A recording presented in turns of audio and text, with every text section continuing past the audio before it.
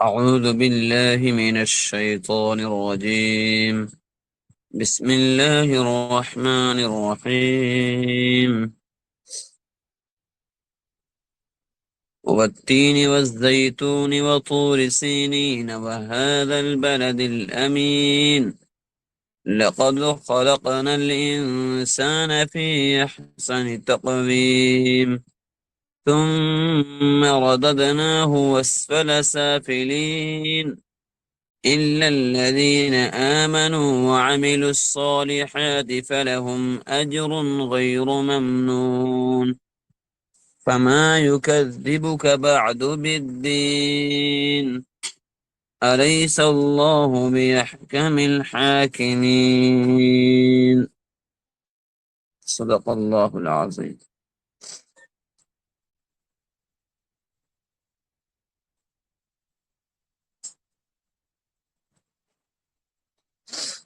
سورة التین مکیہ، سورہ تین مکی سورت ہے۔ سب سے پہلے اس میں جو آئے ہوئے الفاظ ہیں، جو ورڈز ہیں، ان کے معنی کو پہلے سمجھیں۔ نمبر 1 ہے التین۔ التین واو قسم کے لیے ہے، والتینی انجیر کی قسم۔ انجیر سمجھتے ہیں وہ پھل ہے، بہت ہی ہیلدی پھل ہے۔ قرآن کریم میں اللہ تعالیٰ نے اسے قسم کھائی، والتین انجیر کی قسم۔ والزیتون اور زیتون کی قسم۔ زیتون بھی مشہور پھل ہے عرب ممالک کا، جس کا تیل بھی ہوتا ہے اور ایسے بھی کھاتے اس کو۔ وطور سینین، اور طور پہاڑ کی قسم، وہ مشہور پہاڑ جس کا تعلق سیدنا موسیٰ علیہ السلام کے ذات سے ایک بڑا گہرا تعلق ہے۔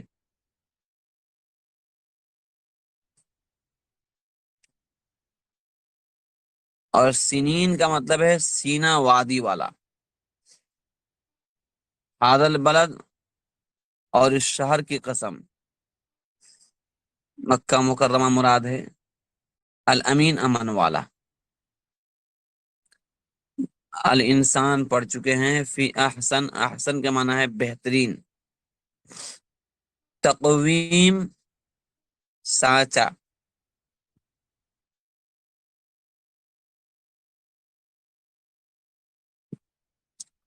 رددناہ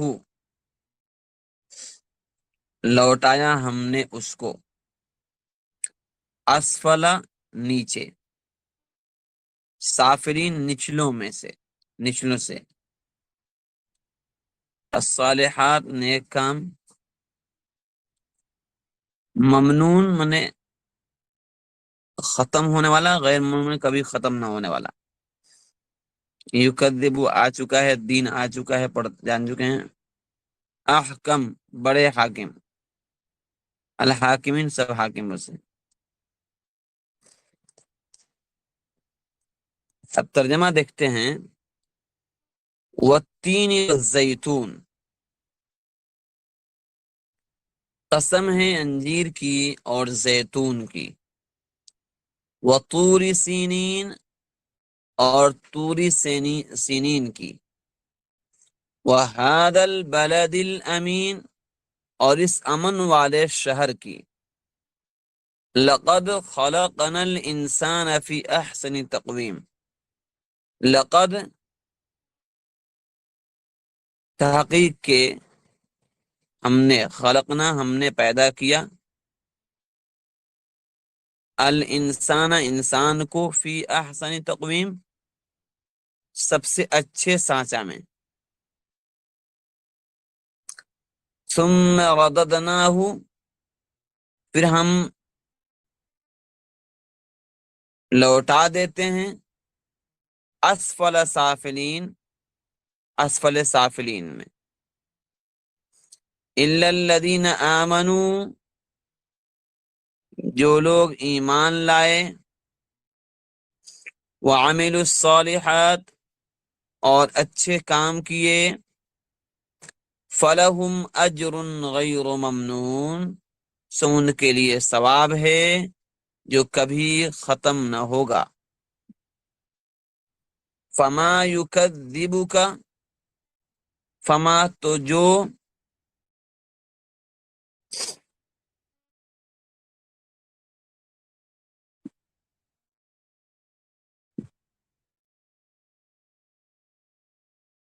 فما تو کون سی چیز، یکذبک بالدین، تجھ کو قیامت، الدین مانے قیامت، فما یکذبک بالدین، تو کون سی چیز تم کو قیامت کے بارے میں منکر بنا رہی ہے، یکذب نے منکر بنا رہی ہے، جھٹلانے والے بنا رہی ہے تم کو۔ الیس اللہ باحکم الحاکمین، کہ اللہ تعالیٰ سب حاکموں سے بڑھ کر حاکم نہیں ہے۔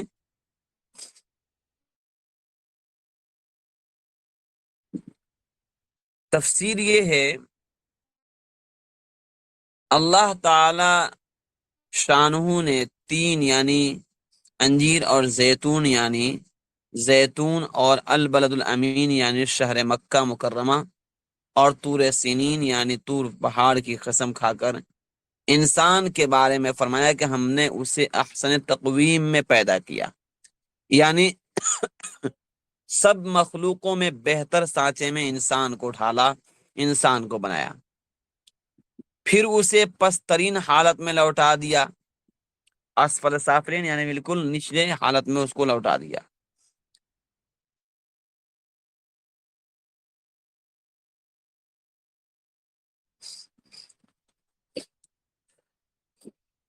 زیتون کے بارے میں قرآن مقدس میں ایک اور بھی لفظ آیا ہے، شجرۃ مبارکہ، بابرکت درخت بھی کہا گیا ہے اس کے درخت کو۔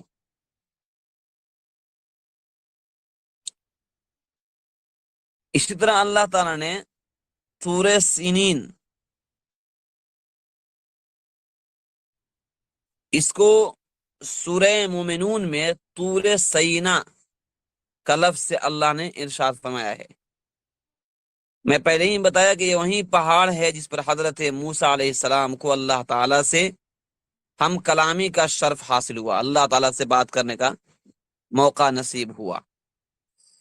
مفسرین اکرام نے فرمایا ہے کہ تین اور زیتون کو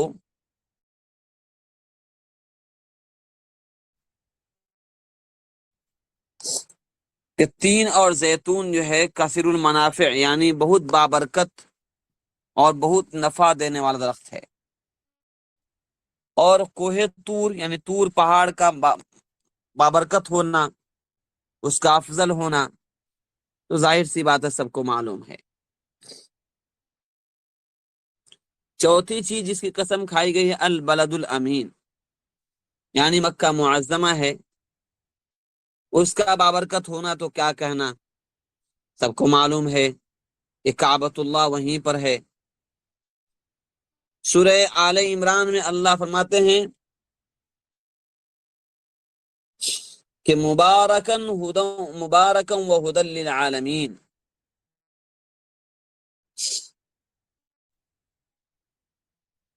بہرحال ان چاروں چیزوں کی قسم کھانے کے بعد اللہ نے فرمایا کہ انسان کو احسن تقویم سب سے اچھے سانچہ میں پیدا فرمایا ہے۔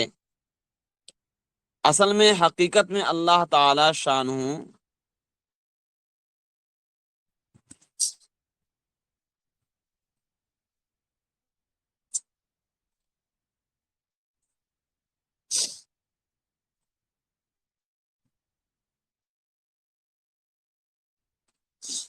اللہ تعالی شانہ کا سب سے شاہکار اور سب سے عظیم مخلوق انسان ہے۔ اس کی روح، عقل، سوچنے کی طاقت، سمجھنے کی طاقت، اس کے جسمانی بناوٹی کے ڈھانچے، اس کی خوبصورتی اور اس کے جسم کے پارٹس، اس کی اونچائی لمبائی، اس کے بات کرنے کا انداز، اس کے کمیونیکیشن اسکل اور اس کے سننے اور دیکھنے کی صلاحیت، اس کے چلنے اور بولنے کا انداز، اس کے رکوع اور سجدہ کرنے کے مظاہرے، یہ سب چیزیں انسان کے اندر وہ چیزیں ہیں جو اللہ رب العزت کے قدرت کو بیان فرما رہے ہیں۔ روئے زمین میں بڑے بڑے مخلوق بنائے گئے، ہاتھی اتنا بڑا ڈیل ڈول کا مالک ہے، اونٹ اس قدر عجیب و غریب ہے، مچھلی سمندروں میں وہیل مچھلی اور بڑی بڑی مچھلیاں موجود ہیں، لیکن ان تمام پر حکومت کرنے والا، ان تمام کو اللہ رب العزت نے انسان کی خدمت میں لگا دیا ہے۔ یہ چاند، سورج، آسمان، زمین، پہاڑ، پروت، سب اس کے سامنے سرنگو ہے اور سب اس کے سامنے ہیچ ہے۔ تو اللہ رب العزت نے انسان اس چھوٹے سے مخلوق میں اپنے قدرت کے وہ مظاہرے ڈال رکھے ہیں کہ انسان دیکھتا اور سوچتا ہے تو حیران ہو جاتا ہے کہ اس کا جسم اور اس کی بناوٹ، اس کی ساخت، اس کی اونچائی اور لمبائی، اس کے اس چھوٹے سے قد و قامت میں اللہ تعالیٰ نے کیا خوبی اور کتنا اس کے اندر سسٹم کیسا ڈالا ہے کہ ساری دنیا اس کے سامنے نتمستک ہے اور سب کچھ اس کے سامنے بالکل زیرو ہے۔ یہ پہاڑوں کے نیچے یہ پہاڑوں کو اکھاڑ پھینکتا ہے، پہاڑوں کو ریزہ ریزہ کر کے اسے توڑ پھوڑ کر بلڈنگیں تعمیر کرتا ہے، سمندروں میں اپنے جہاز دوڑاتا ہے، ہواؤں پہ اپنے ہوائی جہاز کو اڑاتا ہے، سیاروں پہ پہنچ رہا ہے، چاند پہ پہنچنے کا دعویٰ ہے۔ الغرض یہ سب چیزیں کیا ہیں؟ اللہ رب العزت کی قدرت کو بیان کر رہی ہیں۔ اس کے معمولی سی آنکھوں کی چمک، ہونٹوں کی مسکراہٹ، دانتوں کی جگمگاہٹ، یہ سب چیزیں جو ہیں انسان دیکھتا ہے تو حیران ہوتا ہے۔ انسان کے حسن و جمال کو دیکھ کر دوسرا انسان پاگل ہوا جا رہا ہے۔ یہ سب کیا چیز ہے؟ اللہ رب العزت نے خوبصورتی کو بنائی، خوبصورتی، پوری خوبصورتی کے آدھے حصے کو حضرت یوسف علیہ السلام کو دے دیا گیا، اور اس کے بعد آدھے خوبصورتی میں پوری کائنات کو تقسیم کیا گیا، تب یہ حالت ہے۔ بہرحال اللہ رب العزت نے انسان کو بڑا با کمال بنایا ہے۔ اس میں سب سے بڑی جو کمال کی چیز ہے وہ اس کا دماغ اور مغز ہے، اور اس کے سینے میں دھڑکتا ہوا دل ہے۔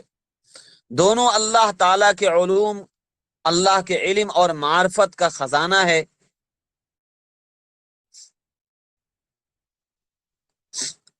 اور باقی ریسرچ کرنے والے، دنیا والے ریسرچ کر رہے ہیں انسان کے ایک اعضا پر، اس کے ایک جسم پر، اس کی آنکھوں پہ ریسرچ ہو رہا ہے، اس کے قلب پہ ریسرچ ہو رہا ہے، کیسے دھڑکتا ہے، کتنے بار دھڑکتا ہے، ایک نارمل انسان کا قلب 1 منٹ میں کتنے بار دھڑکتا ہے، سب چیزیں آ گئی ہے سامنے۔ اور اس کی آنکھ کیسے کام کرتی ہے، کتنے ہزار اس میں کروڑوں بلب لگائے گئے ہیں، اس کے لیے اللہ نے کیبل بچھائے ہیں۔ یہ سب کون ہے جو اس نظام کو چلا رہا ہے؟ ایک انسان کا دماغ ہے جو سر کھوپڑی ہے، اس کھوپڑی کے اندر اللہ نے دماغ رکھے، پھر دماغ کے کئی قسمیں بنائی اللہ نے، ان دماغوں میں پھر اللہ نے ایک خوبی رکھی، یاد کرنے کی خوبی، اس کو میموری کہتے ہیں۔ موبائل آیا، کمپیوٹر آیا، تو اس میں اسٹور کرنے کے جو جگہ ہے میموری، اس پر انسان حیران تھا۔ انسان نے کبھی خود غور نہیں کیا کہ ایک انسان اپنے یادداشت کو، اپنے بچپن کی باتوں کو، اپنی کتابوں کو، اپنے زندگی کے نشب و فراز کو، اور جو پڑھی ہوئی چیزیں ہیں قرآن مقدس کی آیات کو کہاں اسٹور کرتا ہے؟ کون جگہ ہے؟ کیا وہ اس کو اپنے کسی ایسے باکس میں بند کرتا ہے جو اپنے خود بنا رکھا ہے؟ نہیں، ہرگز نہیں، بلکہ اسی دماغ میں ایک چھوٹا سا اللہ نے میموری دیا، جس کے بارے میں آپ لوگ ہم سے بہتر جانتے ہیں۔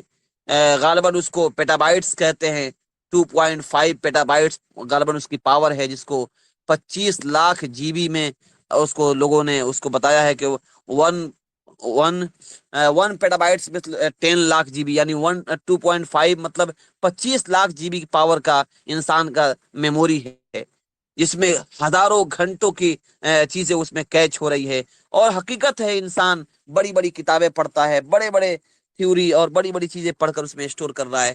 ظاہر سی بات، یہ کون سی چیز ہے؟ یہ اللہ رب العزت کی قدرت کو بیان کر رہے ہیں۔ بہرحال اللہ رب العزت نے انسان کو بہت ہی عجیب و غریب اور انوکھا بنایا ہے۔ حدیث میں ہے کہ سبحان من زین الرجال باللحى والنساء بالذوائب، اللہ تعالیٰ نے پھر مرد و عورت میں فرق کرنے کے لیے اللہ نے مردوں کو داڑھی سے نوازا، عورتوں کو داڑھی نہیں دی۔ یہ حدیث پاک میں ہے، سبحان من زین الرجال باللحى، کہ پاک ہے وہ ذات جس نے مردوں کو داڑھیوں کے ذریعے سے اور عورتوں کے سر کے بالوں کے ذریعے سے زینت دی۔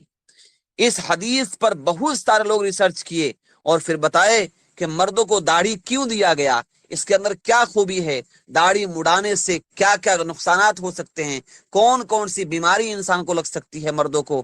ظاہر سی بات ہے سنتوں پر عمل کر کے، سنت و شریعت کو اپنے پاس رکھ کے انسان اپنی زندگی کو بالکل خوبیوں سے معمور کر سکتا ہے۔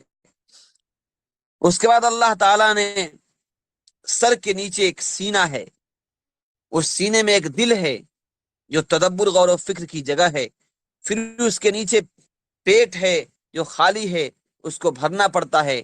انسان کے ہاتھوں کو دیکھو، 10 انگلیاں ہیں، ہر ایک میں 3 پورے ہیں، یعنی وہ 3 فولڈ ہو سکتا ہے 3 جگہ سے۔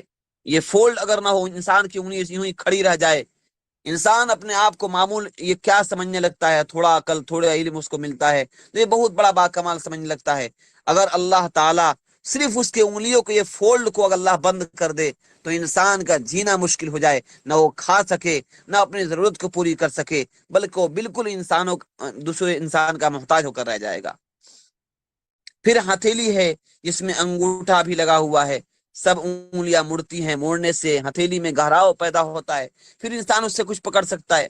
الغرض یہ انسان اپنے جسم و جمال پر، اپنے نظام پر بھی غور کرے گا، تب بھی پکار اٹھے گا کہ سبحان من، سبحان الذی، او اللہ کی ذات پاک ہے جس نے مجھے پیدا کیا، مجھے انسان بنایا۔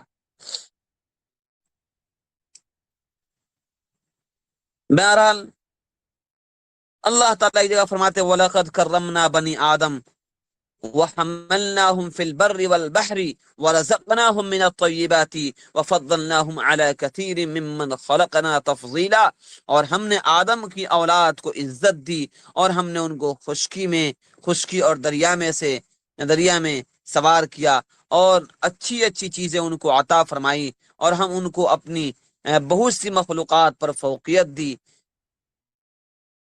یہ سب چیزیں اللہ رب العزت نے انسان کے لیے بنائی ہیں اور انسان کو عطا فرمائی۔ بہرحال اللہ تعالی قرآن کریم کی جو سورت التین شروع کی تو اللہ نے اس میں 4 چیزوں کی قسم کھائی، پہلے زیتون کی، انجیر کی، پھر زیتون کی، پھر طور پہاڑ کی، پھر اس مبارک اور مقدس شہر کی، پھر اللہ تعالیٰ نے انسان کے بناوٹ کے ڈھانچے پر بات کرتے ہوئے کہا لقد خلقنا الانسان فی احسن تقویم، کہ ہم نے انسان کو بہترین سانچے میں ڈھالا۔ پھر اللہ آگے کیا کہتے ہیں ثم رددناہ اسفل سافلین، پھر ہم اس انسان کو نیچے درجہ والوں سے بھی نیچے حالت میں لوٹا دیتے ہیں۔ اس کے بارے میں بعض مفسرین کرام نے اس کا مطلب یہ بیان کیا ہے کہ انسان کو اللہ تعالیٰ شانہ اچھی صورت میں پیدا فرمایا، اچھے سے اچھے سانچے میں ڈھال دیا، اس کو حسن و جمال کا پیکر بنایا، وہ قوت اور طاقت کے ساتھ جیتا رہا اور اپنے ناز و انداز کو دکھاتا رہا۔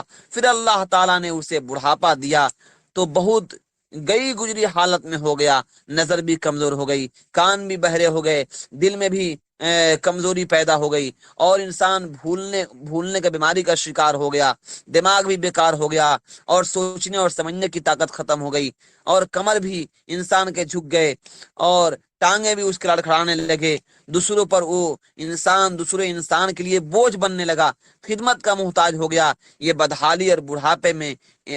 بدحالی انسان کو بڑھاپے میں لاحق ہو جاتی ہے، اسی کو اللہ تعالیٰ کہتے ہیں کہ ہم اس کو ایک دم نچلی حالت میں لوٹا دیں گے۔ سورہ یاسین میں اسی کو اللہ نے فرمایا وَمَن نُعَمِّرْهُ نُنَكِّسْهُ فِي الْخَلْقِ أَفَلَا يَعْقِلُونَ، اور جس کی عمر زیادہ کر دیتے ہیں اس کو ہم سابقہ طبعی حالت میں لوٹا دیتے ہیں۔ جیسے ایک چھوٹا سا بچہ جو پیدا ہوتا ہے، چند مہینوں چند سالوں تک وہ لاشعور ہوتا ہے، اس کو کچھ یاد نہیں رہتا، وہ کچھ سمجھتا نہیں ہے، اسے کچھ عقل نہیں رہتی ہے، ایسے ہی بڑھاپے میں انسان لوٹ جاتا ہے۔ اس کے بعد اللہ فرماتے الا الذین آمنوا وعملوا الصالحات، مگر جو لوگ ایمان لائے اور اچھے کام کیے ان کے لیے بڑا ثواب ہے جو کبھی ختم نہیں ہوگا۔ اوپر میں جو ہے ثم رددناہ اسفل سافلین کی تفسیر میں آپ کو بیان کیا گیا کہ ان کی حالت ایسی ہو جائے گی۔ پھر اللہ تعالیٰ استثناء کر رہے ہیں، مطلب اس بات میں سے ایک چیز کو چھانٹ رہے ہیں۔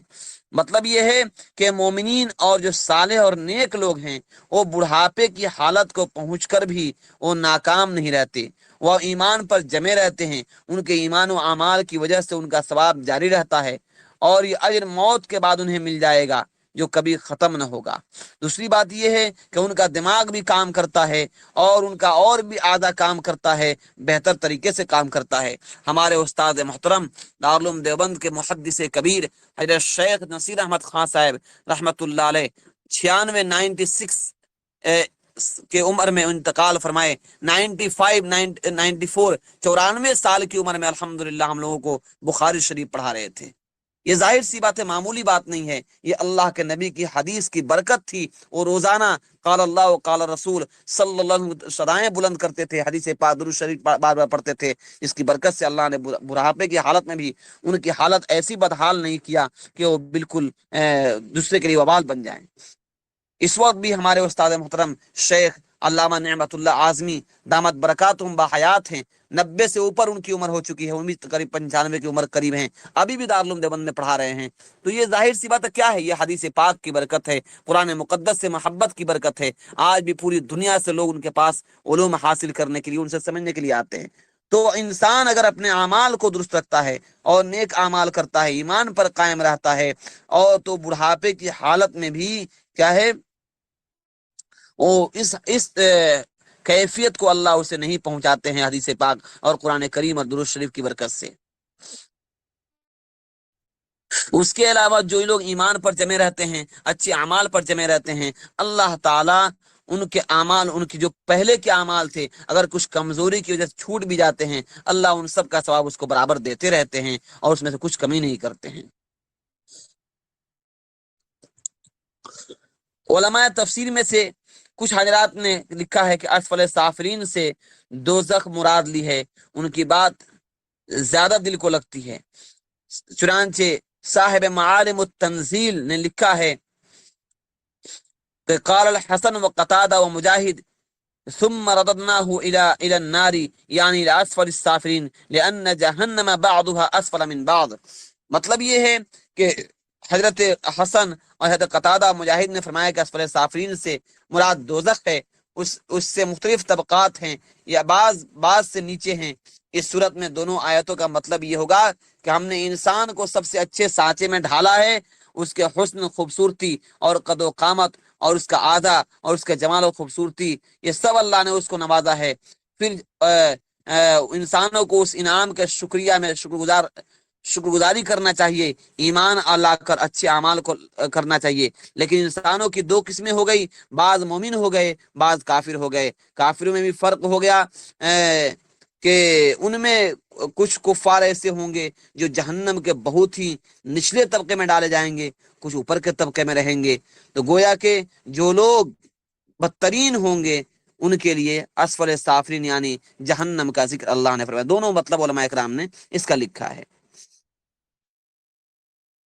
سورہ نساء میں اللہ فرماتے ہیں ان المنافقین فی الدرک الاسفل من النار، کہ منافقین لوگ جہنم کے سب سے نچلے طبقہ میں ہوں گے، سب سے نچلے طبقہ میں ہوں گے۔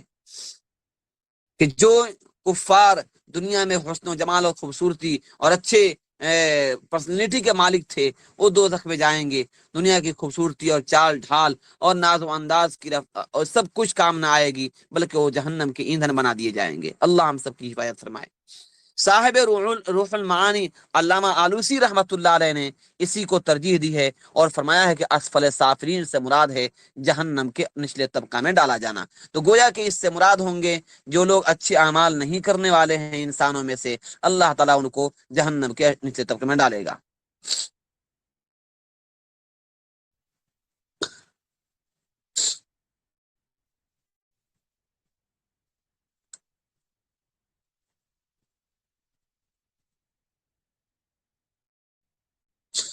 آگے اللہ کہتا ہے فما یکذبک بعد بالدین، سوئے انسان اس کے بعد تجھے کیا چیز قیامت کے جھٹلانے والا بنا رہی ہے۔ مطلب یہ کہ انسان تجھ کو اپنی تخلیقی حالت معلوم ہے، یعنی تمہارے پیدائش کا نظام معلوم ہے، ماں باپ کے ایک ناپاک قطرے سے تیرا وجود ہوا ہے، پھر اللہ تعالیٰ نے اندھیرے 3 اندھیروں میں تم کو 9 مہینے تک پال کر رکھا، پھر اس کے بعد اللہ نے دنیا میں وجود بخشا، پھر ایسی حالت میں تھے کہ کچھ سمجھتے وغیرہ نہیں تھے، پھر اللہ نے تم کو عقل دی، تم کو جوانی دیا، تم کو خوبصورتی عطا فرمائی۔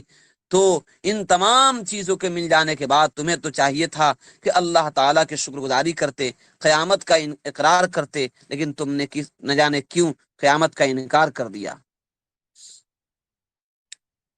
علیہ اللہ بحکم الحاکمین، کیا اللہ تعالیٰ سب حاکموں سے بڑھ کر حاکم نہیں ہے؟ یہ جو ہے اس کو استفہام میں تقریری بولتے ہیں، یعنی سوال کر کے کسی بات کو ثابت کرنا، کوشچن کے انداز میں کسی بات کو ثابت کرنا کہ کیا تم ایسا نہیں ہو، کیا تم کو ایسا نہیں کرنا چاہیے، اسی کو اللہ کہتے ہیں کیا اللہ تعالیٰ سب حاکموں سے بڑا حاکم نہیں ہے؟ یعنی کیا تم کو معلوم نہیں ہے کہ اللہ تعالیٰ سب سے بڑا انصاف کرنے والا ہے؟ اللہ تعالیٰ نے جو تم کو دنیا میں جو اللہ نے عزت دی، سب کچھ عطا فرمایا، اگر تم ایمان لاتے، اللہ کا شکر گزاری کرتے تو اللہ تمہارے لیے جنت کا فیصلہ کرتا، لیکن تم نے ناشکری کر کے اپنے لیے جہنم خرید لیا ہے۔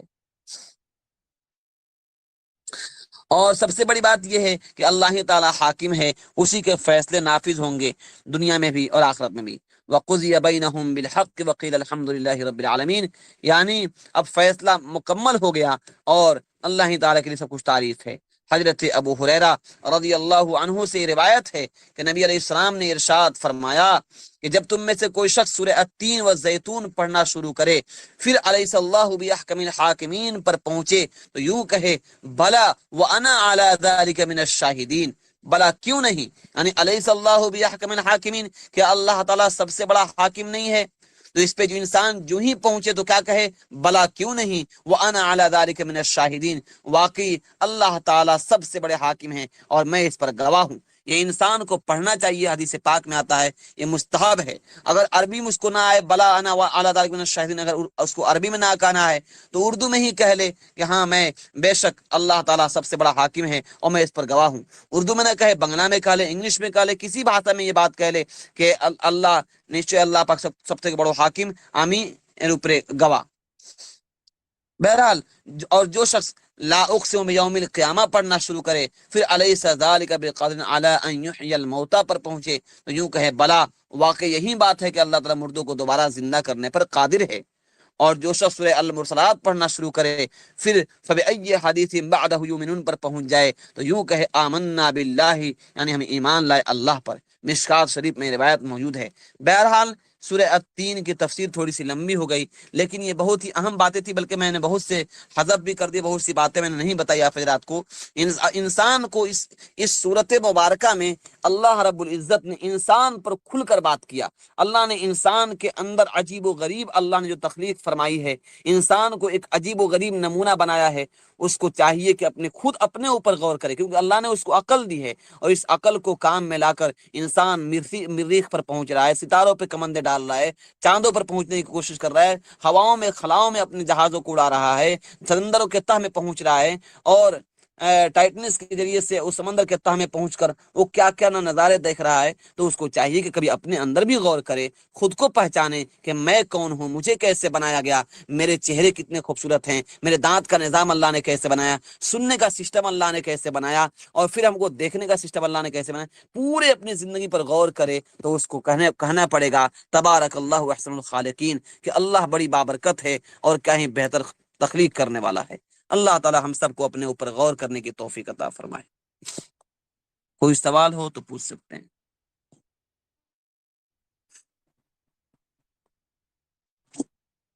جی کوئی سوال ہے؟